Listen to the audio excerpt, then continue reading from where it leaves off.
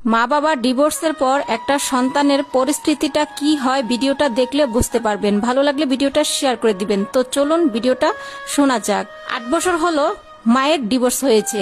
মা অন্য একটা পুরুষকে বিয়ে করেছে, বাবাও অন্য একটা মহিলাকে বিয়ে করেছে। রাকিব পড়ে গেল দুই ন্যায়ের মাঝে। রাকিব বাবার কাছে গেলে বলে তোর মায়ের কাছে যা, কিন্তু মা বোঝে না। বাবার কাছে যদি জোর করে 2 দিন থাকতে চায় তাহলে সৎমা বলে এই ছেলে যদি তোর ঘরে থাকে তাহলে আমি থাকবো না। এইভাবেই সবার লাথি খেয়ে দিন কেটে যায়। আল্লাহকে বিচার দেয় ছেলেটা। এরকম করতে করতে একদিন ছেলেটা তার মায়ের কাছে গেল। মার কাছে গিয়ে বলে মা আমি তোমার কাছে থাকবো। মা বলে কেন, তোর বাবা কি তোরে কিছু বলেছে? ছেলেটা বলে হ্যাঁ আমাকে অনেক কিছু বলেছে, আমাকে মারে খাবার দেয় না।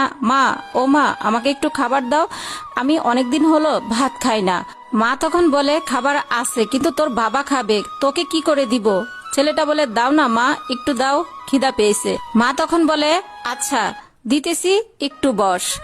ছেলেটা বলে মা তোমার পায়ে পড়ি, একটু খাবার দাও, আর আসবো না, কথা দিলাম। মা বলে আচ্ছা একটু বস, আমি দেখি কি করা যায়। ছেলেটা বলে যে না মা আর আসবো না, কখনোই আসবো না, একটু খাবার দাও। তারপর কি যেন ভেবে তার মা তাকে একটু খাবার দেয়। ছেলেটা ভাত দেখে অনেক খুশি হয়। যখন হাত বাড়িয়ে ভাতটা নিতে যাবে তখন ওর বাবা এসে বলতেছে এই তোকে কতবার বলেছি এই ছেলে যদি আসে তোকে ছেড়ে দিব। এটা বলে ভাতের প্লেটটা নিয়ে নেয়। ইনি হলেন ছেলেটার মায়ের নতুন জামাই। মা তখন বলতেছে ওর অনেক খিদা লাগছে তাই একটু খেতে দিয়েছিলাম, আর কোনোদিন আসবে না, মাফ করে দাও।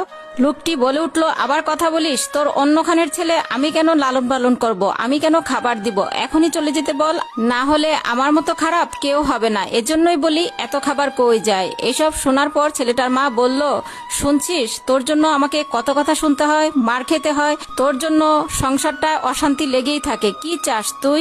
ছেলেটা বলল এমন করে বলছো কেন মা, তোমরাই তো আমাকে জন্ম দিয়েছো, আমি কোথায় যাব তোমাকে ছেড়ে? মা বলে এত কিছু বুঝি না, তুই আমার সামনে থেকে চলে যা, এই বাড়িতে কখনোই আসবি না, আর যদি আসিস তুই আমার মরা মুখ দেখবি। ছেলেটা রেগে বলল আমাকে দেখো না, দেখতে চাও না, কেন তাহলে জন্ম দিয়েছো? আমাকে যদি খাবার দিতে নাই পারো তাহলে কেন পৃথিবীতে আনলে আমাকে? আমাকে যদি ভালোবাসা না দিতে পারো তাহলে কেন আমাকে নিলে? কি দোষ ছিল আমার? কেন আমার জীবনটা নষ্ট করে দিলে? তোমরা দুজন যদি আমাকে সন্তান হিসেবে নাই মানতে পারো তাহলে ভালোবাসার জন্মটা কেন দিলে?